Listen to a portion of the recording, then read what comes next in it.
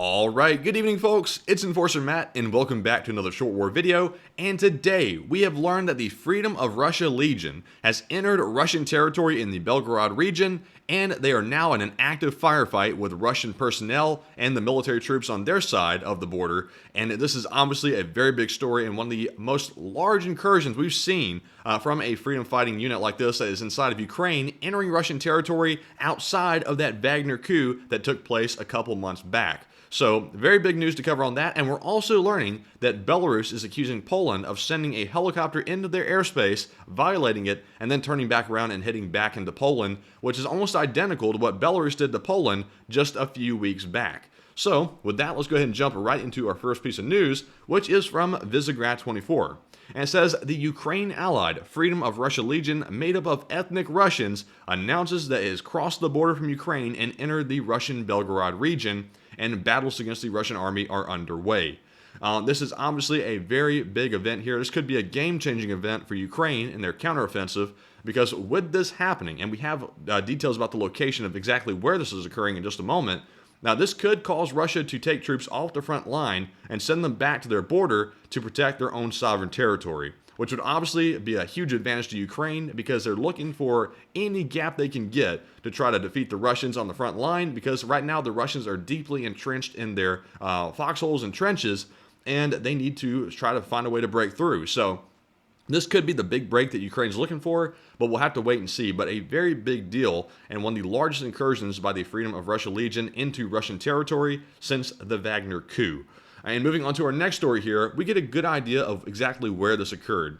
So it happened in the village of Terebrino, which is northwest of Kharkiv. As you can see right here, here's Kharkiv, and here is Belgorod, and this is the Belgorod region in Russia, and here is that Terebrino village right here. If I can speak properly, it's a tough name.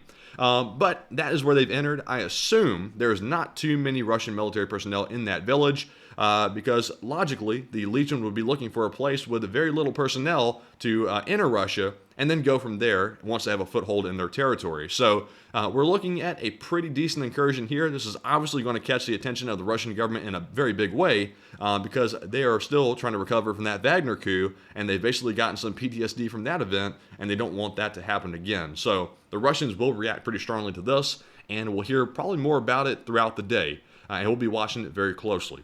And moving on to our next story here, we have that second very big piece of news that Belarus says a Polish helicopter has breached their airspace. And we don't have any photo or video evidence of this just yet. And with Belarus being a very prone to lying country, to put it kindly, I would like to wait for photo evidence before making any further statements about speculation on this issue, etc. But from what we're learning here from the preliminary info, apparently Poland has done the same thing that Belarus did to them. So on its face, it looks like it could be getting even or revenge for what Belarus did a few weeks back to Poland, but it's really unclear at the moment. It could turn out to be completely untrue as a story as a whole, because Belarus is untrustworthy. But moving on to our next one here, we did see that Belarusian media has reported this nationwide in their country, so they're not trying to necessarily make this a international only event. They are telling their domestic audience that this has occurred, and it seems like they're going all in on this claim. So there might be some truth to it, and there might not be. We'll have to wait and see.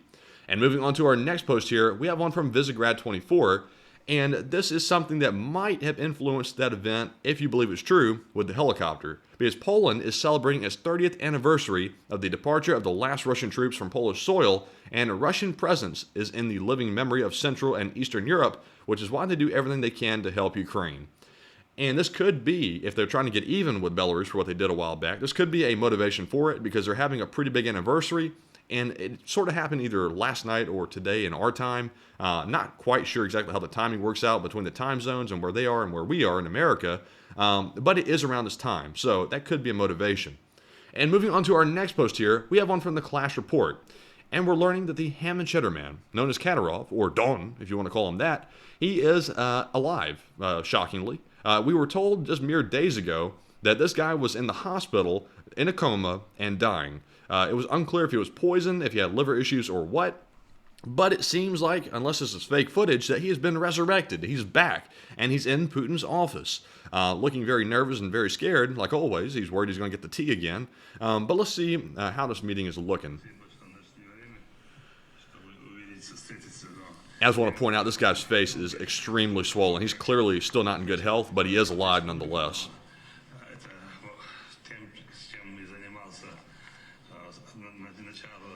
And these meetings always look very tense between Putin and Kadyrov. For them to be allegedly friends, it's not a very friendly meeting. Kadyrov's always nervously laughing. Putin's always looking very stern.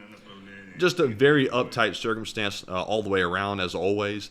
I think they have these meetings scheduled on regular intervals. Don't quote me on that, though, but I think they show up monthly to do these, or at least every other month, something like that. But Kadyrov is alive. That was the point I showed this video, and, you know, there he is. He's still here. And moving on to our next post, we have one from Nexta. And it says the German government has authorized arms manufacturer Rheinmetall to set up a joint venture with Ukraine. And that is excellent news because Rheinmetall had been in talks with the Ukrainian government to set up this joint venture in Ukraine, and it required the approval of the German government. Now they've given their okay, and it will go forward. So we're going to see a Rheinmetall plant being built right in the middle of an active war zone in Ukraine, which is unprecedented, building tanks and other equipment to fight the war effort on Ukraine's behalf. It says here the company will manufacture and service military equipment directly on the territory of Ukraine. And that is a very helpful thing. Common sense tells you it's better to make the stuff right there in Ukraine versus make it in Germany and have to import it all the way to their country. This cuts down on a lot of red tape and a lot of trouble. The only catch will be, how do they intend on protecting this Rheinmetall plant? Because surely this will be a major target for Russia, and they're probably going to try to blast that thing off the face of the earth. So maybe Rheinmetall is going to bring in a crap ton of air defense or something like that. It'll be good advertising for sure. If they're protecting their own plant with their own stuff and it's working, you can't have better marketing than that. But I'll be interested to see how they protect it. And moving on to our next post here, this is also from Nexta, and we're learning the U.S. has frozen $8 billion in Russian assets, most of which are in the EU and Japan. And they're saying here in this post, the money should be used for Ukraine's post-war reconstruction, says the U.S. president. And I believe it will be, because I see a precedent getting set across many different countries in the U.S., the EU, etc., that this money being frozen is eventually going to be liquidated and given to Ukraine to rebuild. That is the best way the money can be spent. That is the only way I think it's properly spent, because we have no right to abscond with it ourselves. It should go back to the victim, which is Ukraine, and that is the fair thing to do. So hopefully that is what happens. And moving on to our next post here, this is also from Nexta, by the way. Got a lot of posts from them today. It says the Russian airports are paralyzed due to a cyber attack, and earlier, Russian media reported that the Leonardo Airport check-in system is undergoing a massive DDoS attack, of all things, from abroad. And I would say that Ukraine is getting their cyber department very busy, because during the attack we saw in Crimea when the Black Sea Fleet headquarters was blown up just a week ago or so, we saw that a cyber attack happened right before then as well, and some speculated that a lot of their military equipment might have been taken down if it was connected to their network through that attack, or at least their air defense as well.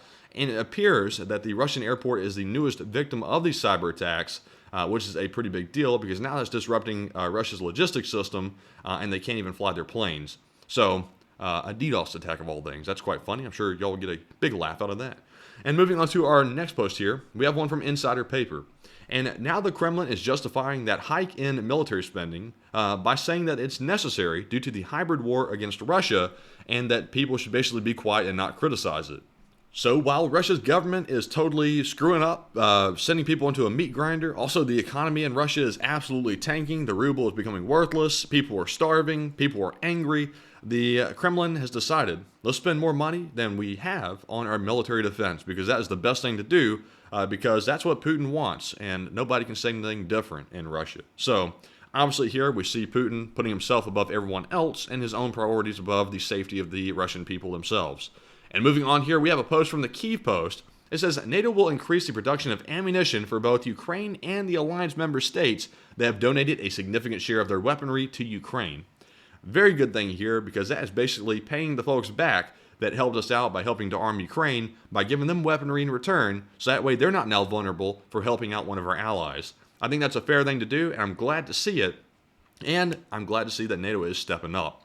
And moving on to our next post here, we have one from the Kyiv Post yet again, and we're learning the interior ministers of the EU Council have agreed to extend the temporary protection mechanism for refugees from Ukraine for 1 year, says the EU Council press service. And I'm glad to see this also because right now we almost saw Poland get on the border or on the verge of expelling the migrants from their country. When they got into that spat with Ukraine over the grain deal, I was thinking that we might see that coming. But it looks now like the protections have been extended, which is very good because there are a lot of displaced refugees from the Ukrainian war, and these people are victims of aggression from Russia. They shouldn't be thrown to the wolves by having their temporary protections basically revoked from them. So this is fair, just like a lot of other things. I'm glad to see that people are being fair to the victims of the war and not just throwing them to the wolves, like I said. So very good news on that front, and glad to see it. And moving on to our last post of the day, this one is from Ukraine World, and it says the United States military does not evaluate the effectiveness of the counteroffensive based on media, but based on the realities of the battlefield, and they understand what the Ukrainian Defense Forces managed to achieve, both in the south and in the east, is a real military miracle. And this was said by the Ministry of Foreign Affairs, Dmitry Kuleba, after he left the U.S. on a visit. So apparently, the U.S. military is assuring him in private that even though the media is bashing Ukraine for what's allegedly a slow counteroffensive, which is not, that's simply unfair to say, that the United States military does understand that this is not an easy fight. It's a very difficult one. The Russians are deeply entrenched, and it's going to take a while to unseat them from their positions, and it will always support them no matter what happens. So, glad to see that in private, the cooler and more logical heads are prevailing here, and the media isn't basically influencing our government and what they decide to do. So with that being said, that is our last post for the day. We're covering a lot of major stories today, and if you would, please press the subscribe button for regular updates and press the like button as well. It greatly helps the channel. And if you want to keep up to date on the war coverage as it happens, we do have a Twitter page. Our Twitter handle is @It'sTheEnforcer, and we post updates over there every single day, minute by minute.